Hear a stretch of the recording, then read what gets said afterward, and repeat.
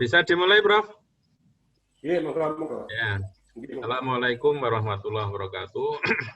Waalaikumsalam warahmatullahi wabarakatuh.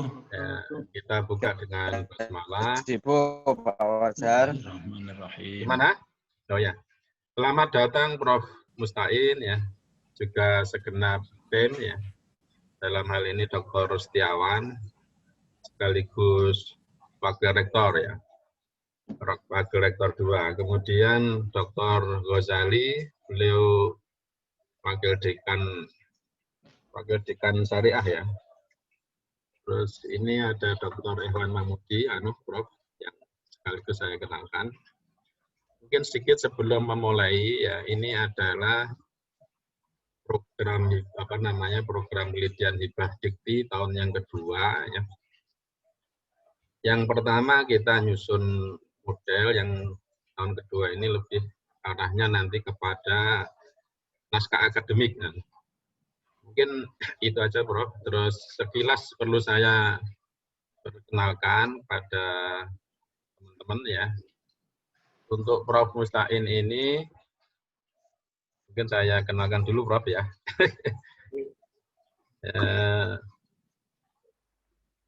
Bentar. Belum saya buka.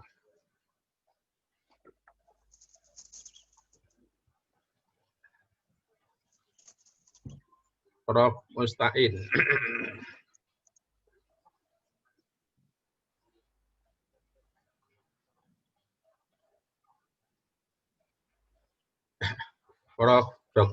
Profesor Dr. Mustain Masyud MSI, lahir di Tulungagung 20 Januari 1960, merupakan guru besar di Departemen Sosiologi Fakultas Ilmu Sosial dan Ilmu Politik. Saat ini selain sebagai staf pengajar, menjabat sebagai Ketua Program S3, sekaligus Wakil Dekan 1 ya, FISIP, UNER. Panjang karir beliau adalah melakukan berbagai pengabdian, penelitian tentang studi kelayaan maupun dampak sosial pembangunan yang bekerja sama dengan berbagai pihak, baik pemerintah maupun swasta. Tapi ada yang spesial ini, Ustadz Setiawan. Iya, Profesor Mustain ini masih ada hubungannya dengan Ustadz Samsul.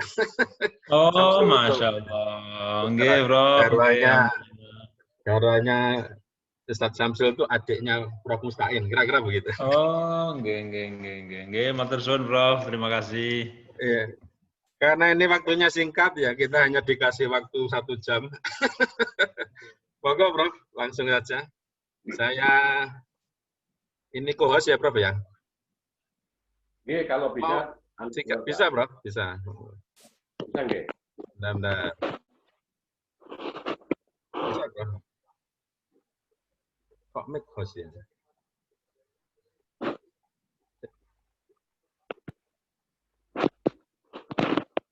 Bentar, Prof. Kok hanya pilihannya satu aja ya, mic host. Oh, mic host saja. Nanti bisa balik toh, Bros ya. Nanti saya minta dibalik. Enggak apa-apa, jenengan. Enggak kelapetan, enggak apa-apa. Ya, Prof, sudah, Prof. Monggo. Oh, bisa. Ya. Berarti hanya sekarang Prof. Mustain. Silakan, Prof. Monggo.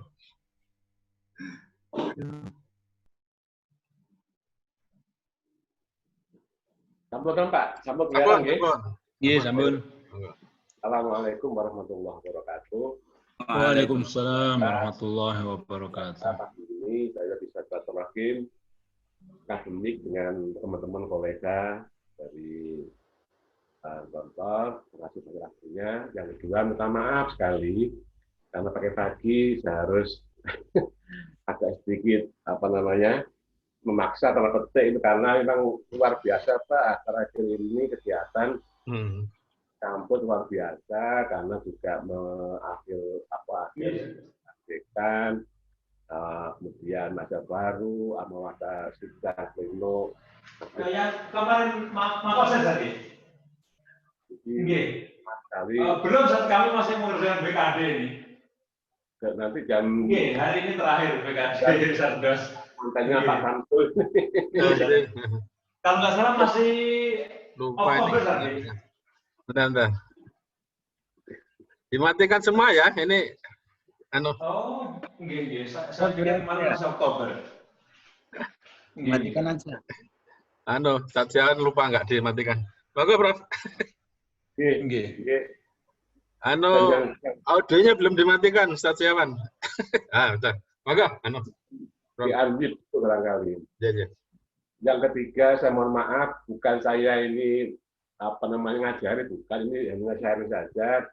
Kalau ada beberapa catatan ini masukan itu lebih sebagai masukan aja, jangan kita harus diikuti. Ini kan hak akademik para teman-teman di kantor. Ini hanya sepengetahuan saya, menurut saya seperti itu. Dan yang keempat, saya tidak banyak bisa komentar karena saya tidak tahu, tidak membaca proposalnya. Gitu. Jadi kalau saya tahu proposalnya, barangkali saya agak banyak komentar. Pada dasarnya kan hasil dari proposal, kalau tidak proposal sebagai referensi untuk kegiatan ini. Nah, saya tidak tahu itu, sehingga yang saya bisa komentari, yang bisa saya kasih masukan, sejauh yang saya baca dari teks yang ada di sini. Nah, yang keempat, dan minta maaf, ini saya convert ke MS Word, karena kalau tidak begitu saya nggak bisa kasih komentar Ya, Bro. ini. Maaf Pak Fajar. Ya, nggak apa-apa, Bro. Siap. Jadi yang pertama, yang paling simpel, barangkali kalimatnya yang kadang-kadang menurut saya halus atau tidak atau informasi yang ingin kita sampaikan itu lebih jelas begitu Pak. Nah, yang kedua, karena ini laporan, karena ini merupakan data apa yang ada di dalam naskah ini harus dibuat sejelas. Berapa tabel ini saya kurang tahu, kalau mungkin di teks hard copy jelas, tapi kalau menurut saya kurang jelas, sehingga saya tidak bisa membaca atau ada kesulitan untuk mengartikan. Karena data itu juga bahasa, dan bahasa juga punya makna. Yang kalau tidak jelas mungkin akan mengganggu alur pikir pemahaman orang terhadap naskah yang ada ini. Nah, kemudian ini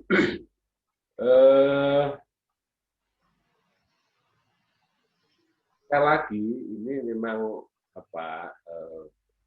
ada memang banyak pihak yang menggunakan terminologi antara metodologi, metode, pendekatan, perspektif.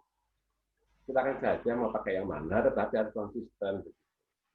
Kalau kita menggunakan metode, ya metode itu untuk merujuk kepada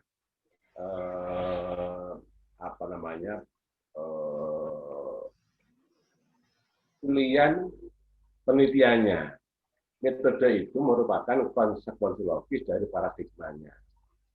Jika kita menggunakan paradigma positivistik, pasti metodologinya kualitatif. Kalau kita menggunakan paradigma non positivistik, itu pasti metodenya adalah kualitatif. Nah, di bawah setelah metode itu adalah perspektif atau pendekatan. Makanya di sini saya kurang tahu ini kalau model-model penelitian untuk membuat untuk kebijakan, untuk introduksi non policy itu biasanya di tingkat mikro, kan case-case begini itu biasanya pakai metode, pakai paradigma non positivistik, metodologinya pasti kualitatif, perspektifnya bisa fenomenologi, bisa case study. Nah, ini menurut saya harus jelas runutannya ini. Nah, saya kurang tahu di sini eh, istilah atau apa namanya kelaziman di tempat tidak berbeda. Ini maksudnya metode pendekatan itu apakah metode penelitian atau metode apa saya kurang tahu pasti, tapi kok di dalamnya ada penelitian. Sekali lagi ini memang agak tricky, tapi sekali lagi menurut saya asal konsisten tidak masalah. Monggo lah nanti silakan di sendiri, itu dari saya. Nah ini yang kedua, ini yang paling penting. Studi ini kalau tadi melihat targetnya tahun kedua, itu logika keberlangsungannya apa namanya, step-nya itu. Tadi yang tahun pertama apa Pak Fajar? Gimana, Bro?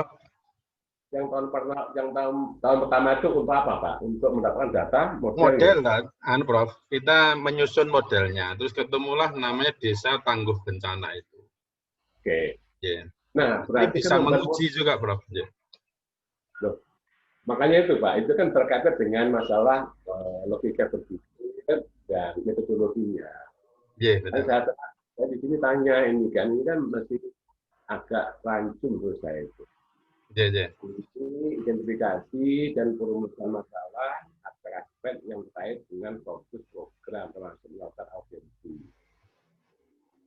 Kalau maaf Bang ya, ini kan masalah metodologi. Di metodologi itu nggak ada kata audiensi, Pak. Yang ada adalah observasi,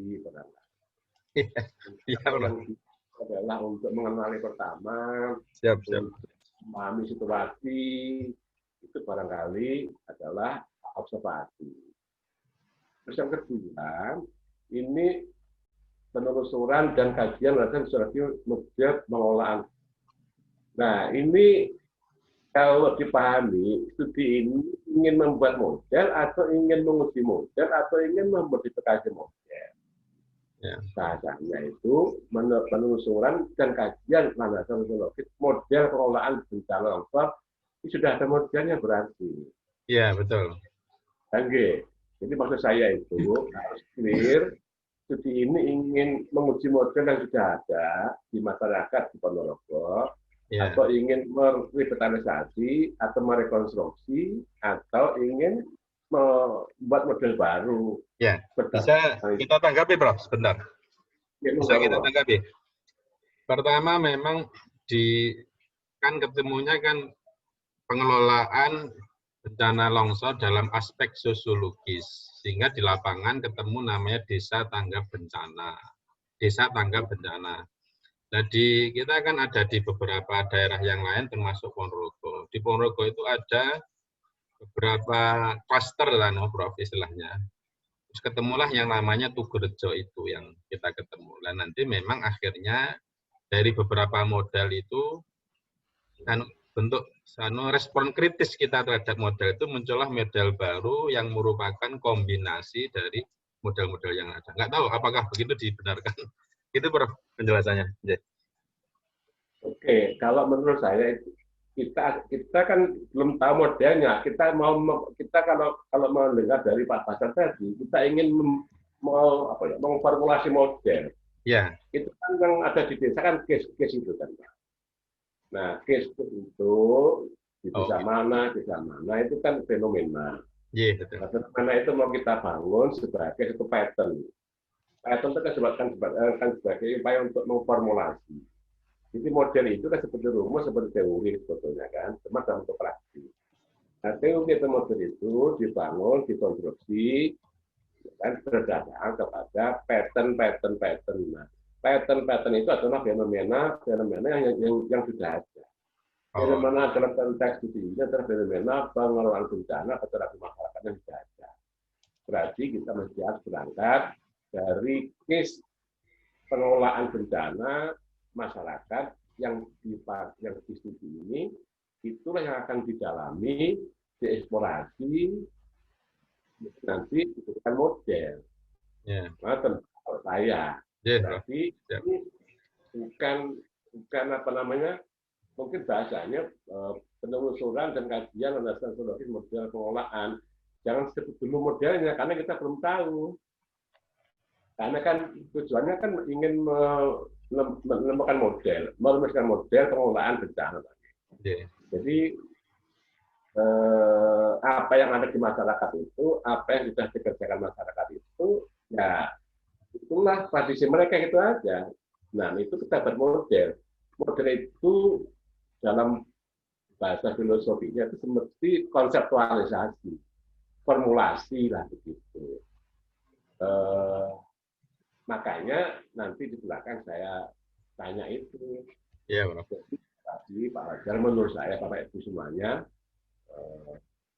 maaf kalau saya salah memahami, studi ini sebetulnya ingin merumuskan model. Nah, model itu dibangun, didasarkan pada case-case pengelolaan praktisi masyarakat yang sudah dilakukan, dan itu efektif, itu adalah useful, itu adalah bagus menurut kaidah masyarakat dan menurut ketentuan yang ada. Nah, itu kita angkat sebagai pattern, sebagai pola, sebagai model. Nah, itu mungkin kalimatnya yang perlu dibaca. Kalau begitu loh, Bang. Iya. Siap. Yang C, Pak, ini juga aneh juga, melakukan kajian teoritis dan model pengelolaan. Mungkin kata-kata kajian teoritis dan metodis ini, Pak, ini kan mengesankan ini teoritis dan empiris itu menjadi apa ya? Menjadi proses di dalam saya lagi saya akan Saya boleh jelaskan, Prof? Oke, gimana, Pak? Pertama gini, kajian teoritis itu kepada penelusuran literatur termasuk perundang-undangan, Prof. Itu kan ada undang-undang pengelolaan bencana, termasuk beberapa yang sudah diterapkan di termasuk undang-undang ya. Tapi bukan namanya undang-undang, tapi lebih pada surat keputusan Badan Pengelola Bencana Nasional itu, Prof, yang kita jadikan rujukan. Terus termasuk mengambil beberapa referensi. Lah, sedangkan kajian empiris tadi kita mengamati tentang bagaimana sih pelaksanaan desa tangguh bencana baik di daerah lain termasuk khususnya di Ponorogo. Itu sisi empirisnya. Kira-kira gitu, Bro. Lah nanti konsep atau yang tepat nyuwun arahannya. Oke, Bro. Oke, Pak, paham Pak saya. Enggak, bentar Pak. Sekali lagi saya tuh tidak bisa ngomong dengan jelas itu karena tidak baca. Oke, Kalau bentar Pak, ini sudah merupakan hasil Pak. Ini kan sudah merupakan laporan ya Pak. Ya. Ini hasil. Ya, betul. Okay. Apakah laporannya itu sistematikanya seperti ini Pak? Ketika ini sudah menjadi template-nya dari Kayaknya kalau template-nya memang begitu, Bro. Tapi agak leluasa kok. Enggak juga, Bro. Secara umum kita menyesuaikan proposal itu, Bro. Enggak, ini tidak khawatir. Ini dokumen ini hanya ringkasan, bukan Pak ya? Gimana, Bro? Yang kita bahas ini ringkasan enggak? Bukan. Ya, hasil dari beberapa hasil kajian literatur sama yang kita sebut teoritis sama hasil kajian empiris itu ketemu tersusunlah tulisan laporan seperti ini, Prof. Tapi ini yang tahun pertama loh, Prof. Nanti yang tahun kedua kan bentuknya naskah akademik yang nanti kita jadikan dasar. Betul. Betul. Jadi ini maksud saya itu yang sedang kita bahas ini adalah ringkasan dari laporan utama gitu loh. Oh, gitu. Kita sehingga tidak lengkap tuh Pak. Oh gitu. Nah kalau ini katakanlah laporan singkat, ya saya paham begini. Tapi kalau ini sudah laporan utamanya, ini menurut saya alur pikirnya masih naik turun Pak itu loh Pak. Iya, Bro. Sudah.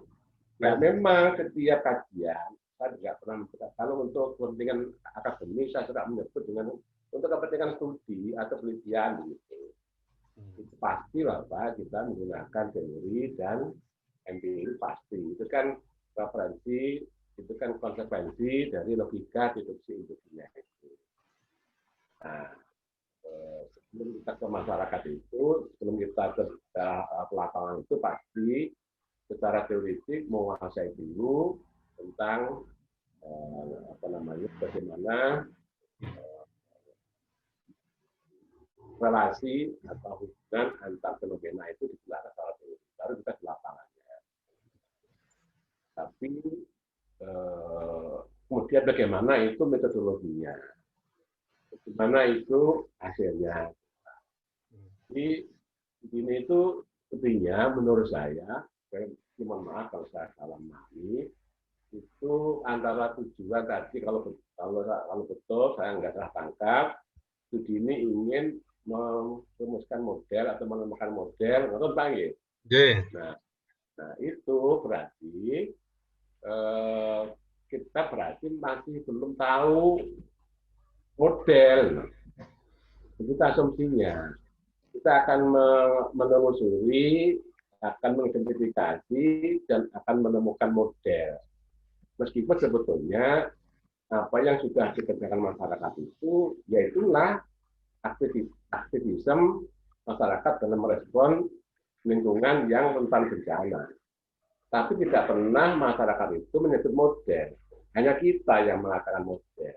Kenapa kita pakai model? Kita sebut model karena cara bentuk mekanisme yang dikerjakan masyarakat di Ponorogo itu yang kita teliti ini dapat dipakai sebagai referensi, sebagai rujukan, sebagai model,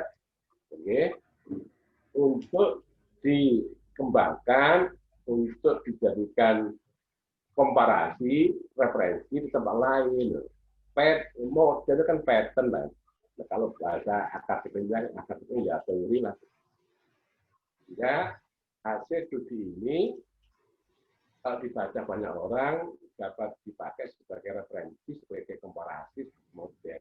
Dan karena itu dalam proses studi untuk mendapatkan model itu, kata-kata model jangan sampai jangan disebut dulu, kita masih mencari ya. Nah, ini seperti ini, kira begitu. Menginventarisasi model-model pengelolaan. Nah, sekali lagi kita sudah tahu modelnya. Jadi kalau kita sudah mengetahui modelnya, ya kita nggak perlu studi kalau begitu, teman-teman. Jadi hasil studi ini kan untuk menemukan model. Jadi hasil studinya belum ditemukan. Nah, terus melakukan studi banding dan evaluasi mengenai ilmu hasil temuan model. Nah, ini benar-benar temuan model-model pengelolaan bencana longsor. Sekali lagi, ini juga masih semua kita sudah punya asumsi Pak. Semua ada model-model, betul memang. Kita waktu studi ini akan menemukan model, nah itu bagus dapat dipakai model. Terus sekali lagi, jangan dulu seperti itu ada model di sana. Ada pola, ada kebiasaan, ada praktisi, ada aktivisme di masyarakat yang itu bisa dipakai sebagai model. Nah itu boleh. Tapi jangan buru menyimpulkan sudah ada model-model. Sudah ada model-model, berarti kita tidak perlu mempelajarinya. Oke, ngerti nggih? Nah, Pak, ini saya nggak tahu maksudnya. Ini mungkin adalah logical frame. Nah, logical frame ini logikanya itu, Pak, itu sekali lagi, saya mungkin maaf kalau saya salah memahami. Logical frame itu kan dibangun dari tadi itu yang Pak Fajar sebut, dari analisis teoritik, kemudian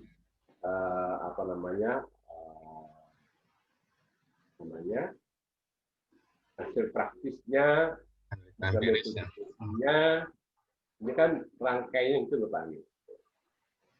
Tolong ini juga disesuaikan dengan tadi itu. Kalau kita sepakat di lapangan itu belum ada model, tapi adalah practicing atau aktivis masyarakat. Sekali lagi Pak, model itu nanti temuan kita Pak, itu formulasi kita. Jangan, kalau saya jangan langsung menyebut itu model sudah ketemu. Jadi kita seolah-olah tidak perlu metodologi, tidak perlu teori. Kan sebetulnya studi itu kan mengilmiahkan fenomena. Jadi apa yang terjadi di satu tempat itu dapat dipakai sebagai referensi, sebagai model, nah sebagai rujukan untuk menjelaskan menjadi solusi tempat lain itu berarti modelisasi kalau saya begitu. Nanti nah kayak gitu Pak ya. Nah, ini Pak, ini kajian teoritik. Kalau kajian teoritik itu Pak, itu menurut saya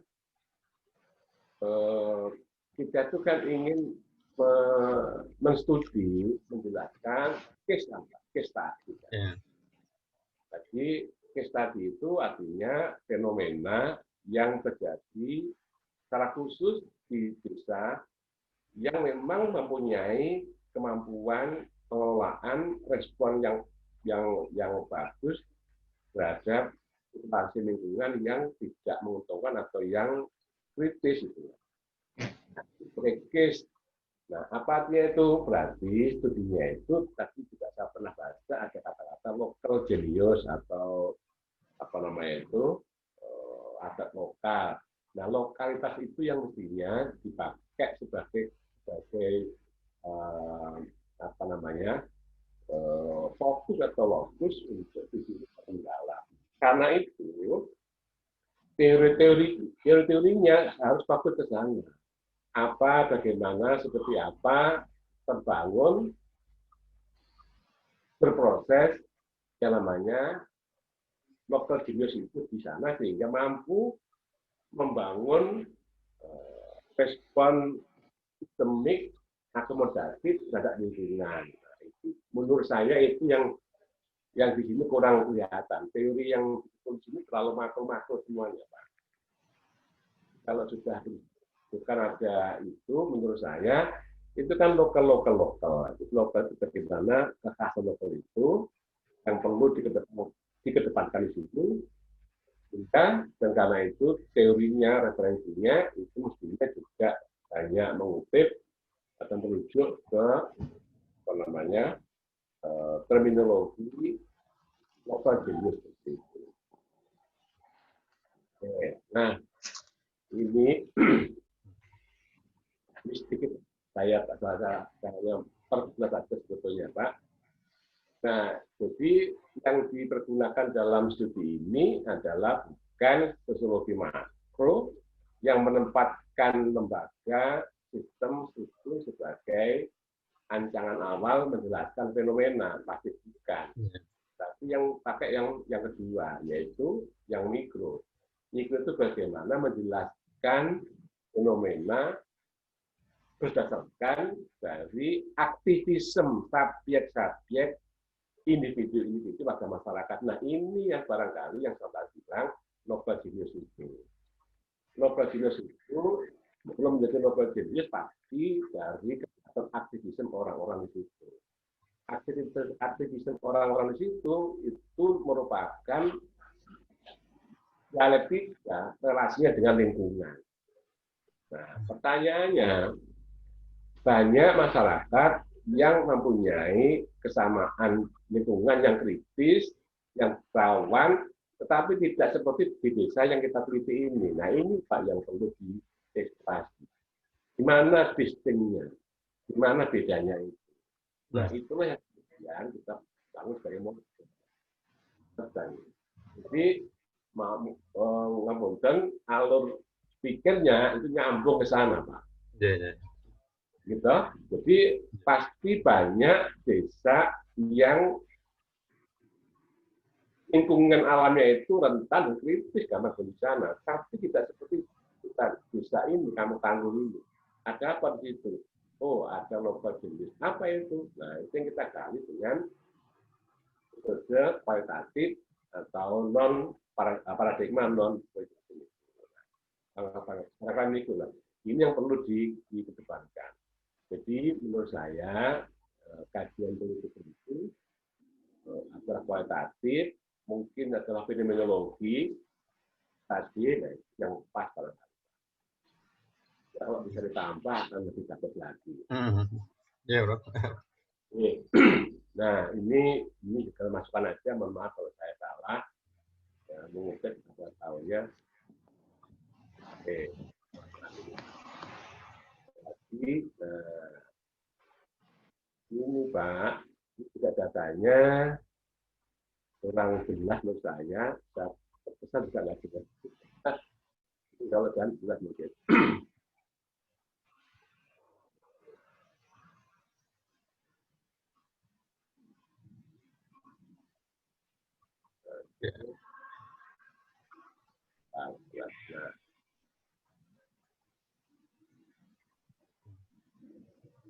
Nah, ini Pak, ini yang saya sebut tadi itu. Jadi sebuah desa atau desa yang dituju itu, kalau betul-betul mau menggunakan apa namanya kualitatif, justru kita mesti ingat salah satu pembeda kelebihan dan kelebihan dari metode kualitatif itu adalah deepness, richness, complexity. Apa artinya itu? Bagaimana kita mendalami, mengerti, mengeksplorasi ada apa? Warga di sini kok begitu care, begitu responsif, gitu. Itu bagus kepala desanya, itu ya harus didalami, Pak. Jadi data seperti ini, Pak, kondisi masyarakat yang dinamis, nah dinamis gimana dinamisnya itu? Apa dinamisnya? Kalau maaf, bagaimana kita dinamis? Adakah nilai-nilai tertentu yang membuat orang dinamis? Itu yang menurut saya perlu didalami sehingga nanti kita model, Pak. Nah, ini datanya saya kurang tahu. Oke. Jadi sekali lagi kita mesti mengikuti keilmuan kita sebelum ke masyarakat itu dibekali dengan metodologi. Kita di lapangan kita menggunakan metodologi kualitatif. Metodologi kualitatif itu adalah metodologi yang mengedepankan bagaimana kita bisa mendapatkan data secara mendalam, kaya, dan kompleksitas. Kenapa kompleks? Karena aktualisasi pemahaman orang-orang subjek itu bebas karena subjek. Nanti kalau kemudian kok bisa sama, nah itu yang kita jelaskan kenapa bisa begitu. Karena mungkin ada situasi yang sama, ancaman yang sama, kerentanan yang sama, sehingga diperlukan kolektivitas. Nah, mungkin juga ada faktor kepala desa. Jadi, menurut saya, kata-kata kondisi masyarakat yang dinamis ini menjadi salah satu pintu masuk untuk menjelaskan dan untuk membuat rasionale nanti ketika kita merumuskan model itu. Nah, yang kedua ini, maka wajar jika program pengurangan bencana di Purworejo cukup dinamis tadi itu. Jadi kayak begini ini itu mesti ada maknanya, Pak. Ini tidak ada yang lain, tapi di sini ada. Gitu, Pak. Ya, ya. Nah, dan itu juga keunggulan bencana adalah salah satu adalah kepala desa.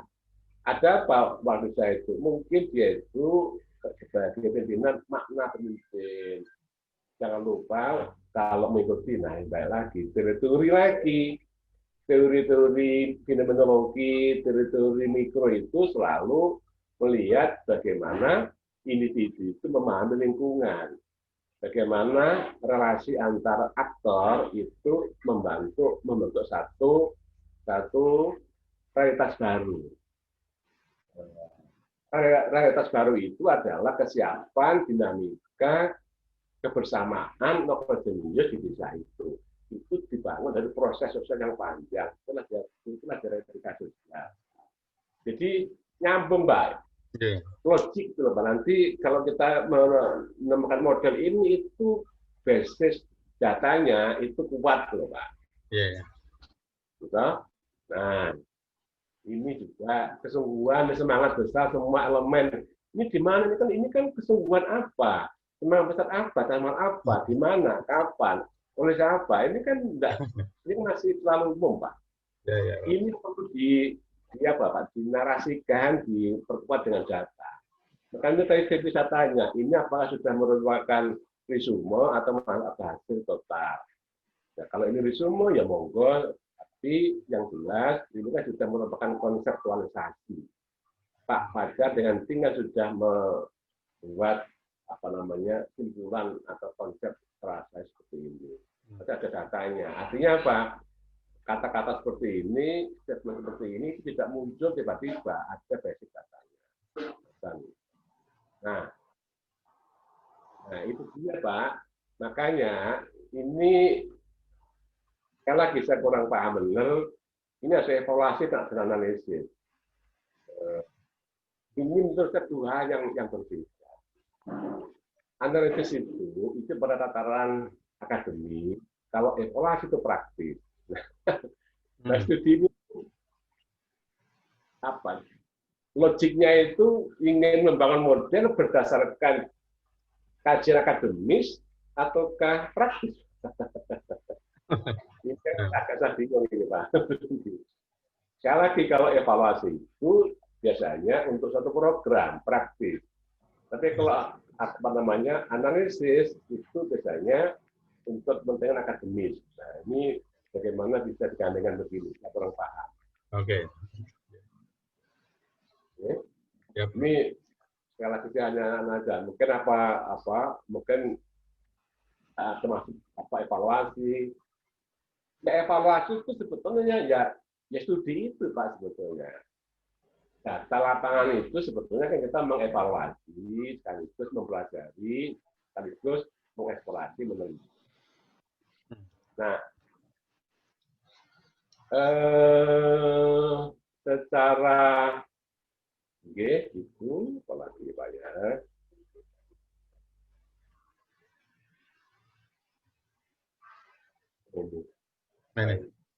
Ini Pak. Jadi makanya Pak, data tentang hasil studi kualitatifnya kok seperti lokalisme, komunalitas, solidaritas, tanggung jawab sosial, kemudian ada untuk sistem lingkungan, kesiapan masyarakat terhadap kerawanan lingkungan, hasil model. Ini kok belum ada, belum kelihatan. Sekali lagi, kalau ini laporan yang kita bahas ini merupakan resume atau ringkasan, ya oke, baik, monggo. Berarti ada laporan tersendiri. Tapi kalau belum ada, nah, ini penting, Pak, menurut saya, karena rekomendasi itu dasarnya ini, Pak, konten bawah ini itu seperti ini itu jangkauan arah pengaturan dan ruang lingkup materi muatan usaha negara itu ini dasarnya apa, Pak, ini kan menurut saya kan ini kan sudah merupakan kalau bahasa akademisnya kalau kita uji dokter kan ini temuannya tapi kok datanya itu hampir sebagian besar itu normatif tuh. Menurut saya mestinya apa yang ada di sini itu berbasis bersumber pada kajian hasil data lapangan itu yang ini. Nah, saya hanya menduga nanti kalau diperiksa atau dipresentasikan ke tim evaluasi nanti akan menjadi pertanyaan secara merumuskan atau menghasilkan ini itu dasarnya apa, datanya mana. Jadi menurut saya logika sistematika awal itu mesti harus jelas. Sekali lagi saya mohon maaf kalau saya mungkin salah memahami. Kalau misalnya kan bisa lupa, nggak tanya Pak Fajar mengenai proposalnya. Tapi selama ini sudah dikerjakan sesuai dengan proposal, ya monggo. Mungkin itu dari saya, Bapak-Bapak semuanya, Pak Ibu. Mohon maaf. Nggih, Bro. Terima kasih, Prof. Matur suwun, Prof. Matur suwun. Monggo teman-teman yang ingin mengeksplorasi mumpung ketemu Prof. Monggo. Mustain, monggo. Bu Marta, ini Bu Marta harus ngomong ini, harus bertanggung jawab sisi hukumnya. Mumpung ada Prof. Mustain, monggo Bu Marta. Anu, bisa di ini Prof, ininya. Oke, nah. Sama dikembalikan lagi Prof ya, hostnya. Oh, oke. Hostnya kebetulan, mohon maaf, agak apa, Google amatiran nih kayaknya. Jadi kita pakai iPad. Monggo Bu Marta, silakan. Oke. Marta dulu. Monggo. Assalamualaikum warahmatullahi wabarakatuh. Waalaikumsalam. Terima kasih waktunya. Memang yang dipaparkan oleh Profesor tadi sudah sangat bagus dan mengena ya terkait dengan penelitian model sosiologi terkait dengan desa tanggap bencana. Menurut saya kalau dari sosiologi memang sudah lengkap, mungkin memang butuh penataan-penataan dan yang kajian-kajian yuridis ini tadi di dalam laporan penelitian ini memang belum saya lihat ya, mungkin tambahan-tambahan yuridis dari saya mungkin memang belum ditambahkan. Jadi di sini tuh saya sebenarnya bukan peneliti utama, Prof. Jadi saya ini diminta bantuan sama Pak Fajar untuk mengolah dari segi filosofis sama aspek hukum. Yuridisnya. Yeah.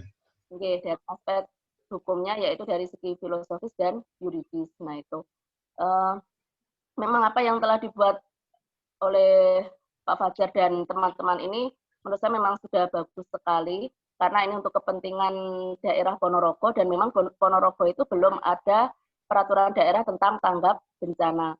Beberapa peraturan daerah yang sudah saya temukan dan saya amati tentang tanggap bencana itu ada di Kediri, kemudian Malang, ini yang lingkup Jawa Timur ya, yang sudah memiliki. Jadi baru 3 kalau tidak salah yang memiliki aturan perda tentang tanggap bencana. Jadi menurut saya ini suatu penelitian yang sangat bermanfaat untuk dikembangkan khususnya bagi pemerintah daerah Ponorogo karena secara aspek geografis maupun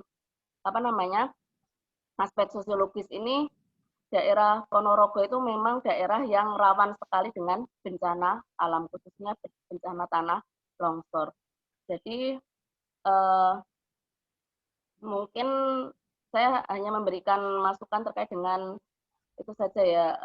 Kalau ini nanti rencana Pak Fajar dan teman-teman ingin membuat dari laporan ini menjadi suatu naskah akademik yang nanti akan disampaikan kepada anggota Dewan kita di Ponorogo dan pemerintah daerah, memang harus disusun secara lengkap, baik itu dari aspek filosofis maupun yuridis.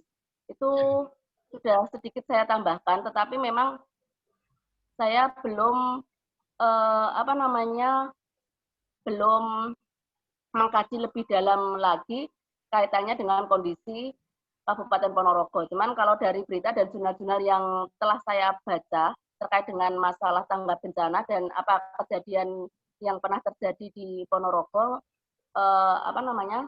laporan ini memang sudah spesifik untuk kemudian nanti mungkin dikembangkan dari segi menjadi suatu naskah akademik. Demikian Pak Fajar. Mungkin yang dari saya, mungkin ya dari Pak Fajar belum dimasukkan baik belum dari segi filosofis. Yeah. Nanti untuk laporan yang terakhir Bu Marta. Oh. Karena karena beliau Prof Mustain kan lebih banyak ke sisi sosiologisnya. Hanya nanti kalau di tahun kedua nanti memang ketemunya naskah akademik sudah agak kuat sisi aspek hukumnya, kira-kira gitu. Mungkin sebelum nanti Prof Mustain menanggapi ya. Memang ini nanti gini Prof. Kita memang kalau sudah penelitian ini kan terapan, Bro. Masuk di kalau di Badik itu penelitian terapan. Itu memang agak menggunakan multidisiplin. Hanya memang karena kebetulan ketua timnya itu apa namanya backgroundnya ilmu sosial ya. Makanya kita agak digiring ke sana. Monggo anu Prof atau Pak Ikhwan dulu sebelum Prof Mustain nanti menanggapi. Ini masih ada waktu 15 atau 10 menit. Monggo Pak Ikhwan kalau ada yang disampaikan. Atau Satsiawan. Iya, ya monggo. Gimana? Oke, monggo Pak Ikhwan, silakan. Tadi sudah dijelaskan Prof terkait dengan evaluasi. Mungkin saya mengkaji dari sisi evaluasinya, Set. Memang kalau evaluasi itu kan muncul model-model, ada model evaluasi programnya. Sehingga sebentar, ini kok kayak kerak-kerak terus ya? Ada model evaluasi, jelas nggak Set ya? Betul, jelas. Ya, jelas. Kalau memang dalam evaluasi itu tatarannya adalah untuk apa yang pelaksanaan. Kalau dari segi tadi kan ada bedanya analisis sama evaluasi. Nah, ketika kita mengevaluasi, memang akan muncul model-model evaluasinya seperti apa. Program yang kita evaluasi itu akan ada muncul modelnya. Nah, di situ banyak sekali model, ada 50-an mungkin, ada 60-an mungkin model, ada CIPP, ada responsif, ada macam-macam lah, ada stake dan seterusnya. Mungkin ketika kita mengevaluasi tentu harus ada instrumennya jelas. Kalau CIPP tentu konteks input proses produknya. Nah, itulah nanti yang bisa dijadikan instrumen untuk menggali data yang diminta Prof tadi, Set. Jadi datanya itu akan kuat dengan kita menggali konteksnya apa, inputnya apa, prosesnya apa, produknya apa. Itu mungkin masukan saya, Prof. Oke. Terima kasih, Dr. Ikhwan. Monggo Satriawan, ada yang disampaikan? Saya mungkin terima kasih Ustadz Fajar. Saya mungkin ingin menyampaikan terima kasih untuk Prof Mustain atas masukan dan arahan. Kesimpulan sementara saya mungkin memang dalam konteks laporan yang kita tulis perlu lebih diakademiskan sebagai sebuah laporan penelitian terapan sebagaimana disampaikan Prof Mustain tadi. Barangkali memang aspeknya selama ini lebih melihat fenomena yang ada sebagai sebuah keunikan atau keunggulan yang ada di objek penelitian. Mungkin itu saja, nanti tentu kita perlu ketemu lagi untuk mensinkronkan termasuk masukan-masukan dan catatan dari Prof Mustain. Matur suwun Prof, terima kasih. Ya. Monggo Prof, ada yang ingin disampaikan? Monggo. Oke, terima kasih. Belum Pak Kiai Ghazali ngomong. Ini menarik, ini bagus sekali. Kalau konteksnya itu semangatnya itu untuk menghasilkan perda. Ini berarti kajiannya sangat sosiologis karena mengarah kepada sosiologi hukum. Jadi nanti bayangan saya kalau studi ini akan mampu menjelaskan. Ini loh model tanggap bencana ala masyarakat dengan ala negara. Dan negara punya BNPB yang pasti mendasarkan sistem hukum dengan logika yang jelas, terstruktur, tegas, cermat, tapi kaku, tekstual. Nah, inilah bentuk dari bagaimana masyarakat itu berinisiasi mengikuti kondisi-kondisi lokal, tapi justru kelokalannya itu sangat kredibel, sangat fungsional, tergantung dari masyarakatnya. Itulah kualitatif, itulah non-positif, itulah psikologi hukum. Nah, dalam banyak kasus, seringkali apa yang baik, apa yang seharusnya menurut undang-undang menurut negara itu tidak begitu saja serta-merta dipakai, dipraktekkan di masyarakat, itu bisa. Inilah keunggulan dari studi ini. Dan inilah bagus sekali untuk menginisiasi, mengilhami munculnya perda lokal.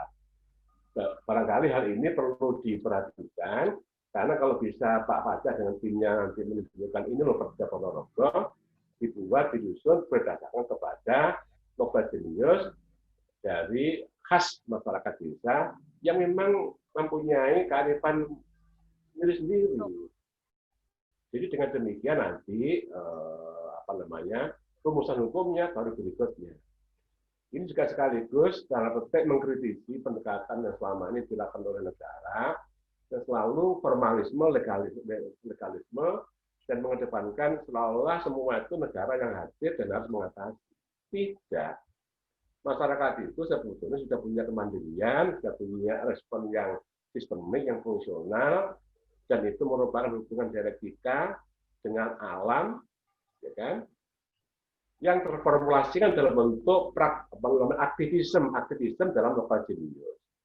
Itulah sebetulnya temuan studi ini. Makanya saya bilang tadi, studi ini mestinya ada data mengenai itu. Nah, pertanyaan saya tadi, Pak, katanya di mana, apa di laporan yang disimpan, ini kan masih, ini kan apa namanya, resumenya, nah, monggo gitu loh. Iya, Bro. Jadi setiap naskah akademik itu biasanya akan menjadi bagus, apalagi ini untuk apa namanya, punya tujuan yang sangat luar biasa untuk menginisiasi Muperda tadi itu. Jadi basic data, realitas lapangan itu mesti harus ada. Sangat kuat. Jadi ini bukan klaim, ini adalah representasi tentang hasil studi secara ilmiah, sehingga kita bisa membuat model. Ini loh model BNPB-nya masyarakat, yang tidak selalu bersama dengan logika berpikirnya yang dipunya negara. Nah, kalau studi ini bisa ngomong begitu dengan tegas, karena punya data yang jelas, ini luar biasa, Pak. Ya, jadi menurut saya makanya studi ini adalah case study, ya, dengan case study itu bisa menemukan pola-pola, pattern of behavior itu kan jadi model, Pak. Bapak, kakek, nenek, canggah, wareng, udet, gadung, itu kan tidak pernah belajar, Pak. Gitu. Tapi dia punya konsep, punya model, punya rumus-rumus, kan nggak? Itu namanya adat, namanya tradisi, namanya keyakinan, namanya model, Pak. Sama tuh, Pak. Jadi yang sedang dikerjakan Pak Fajar dengan timnya ini sebetulnya seperti itu. Cuman dirumuskan, dilakukan secara ilmiah. Nah, itulah model.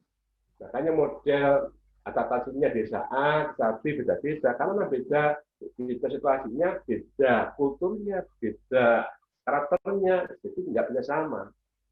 Jadi justru keragaman model inilah yang akan memunculkan bentuk dari model, bukan undang-undang, Pak.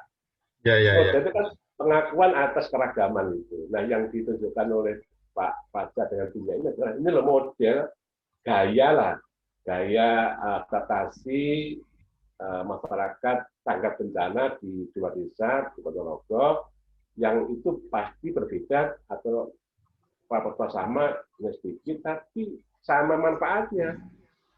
Setiap masyarakat itu punya kearifan lokal tadi itu, dan itu hasil dari proses yang panjang adaptasi terhadap kondisi lingkungannya. Yang negara nggak pernah tahu, Pak. Jadi sekali lagi, Pak, ini yang bagus sekali, merupakan proses membuat hukum yang berdasar pada kondisi empirik yang ada di masyarakat yang ingin diformulasikan dalam bentuk pola model. Oke, Pak, dari saya. Terima kasih, Bro, waktu yang disediakan. Mestinya ini Pak Ghazali ini, Pak Kiai Ghazali yang nutup ini. Karena waktunya sudah cukup terbatas. Pak Ghazali, ada yang sampaikan? 1 menit. Pak Kiai. 1 menit, Pak Kiai. Ya, terima kasih. Ini maaf. Ngomong rati hitung itu. Sekali Prof. Mustain atas masukannya. Ada beberapa hal yang memang mungkin kita pandang itu sudah sempurna, tapi mungkin ada beberapa hal yang harus diperbarui ataupun ditambah. Itu sangat terima kasih sekali. Karena untuk kemajuan itu memang perlu sebagaimana panjenengan bisa mengkoreksi kita ini yang kita harapkan. Oke, matur suwun. Gitu aja, Pak Fajar. Ustaz Fajar, terima kasih. Mantap. Assalamualaikum. Oke, Ghazali, salam. Atos di perjalanan ke Magelang tuh, Prof. Oh, Oke. alhamdulillah. Ya. Terima kasih Prof. Mustain. Dan kita nanti berharap rawuhnya langsung ke Yunida. Nanti tidak hanya nyamperi istrinya Ustaz Samsul, Prof. Kita juga siap dihampiri. Oke. Ini kebetulan ada Pak Warek 2. Ya. Alhamdulillah. Oke, matur suwun, Prof. Terima kasih waktunya. Nggih. Maaf saya masuk kadang mungkin monggo. Nggih, kami tunggu di Unida, Prof, nanti kapan-kapan. Masih. Matur suwun. Terima kasih, Prof. Assalamualaikum. Matur suwun, Prof. Matur suwun. Nanti Nggih. kita ini. Oke. Terima kasih teman-teman semuanya. Oke, siap. Nanti mungkin akan bekerja di tempat yang lain. Dan sekali lagi semoga pertemuan ini memberikan kebaikan, keberkahan kepada kita semuanya. Kurang lebihnya mohon maaf. Dan tutup dengan hamdalah. Alhamdulillah. Warahmatullahi wabarakatuh.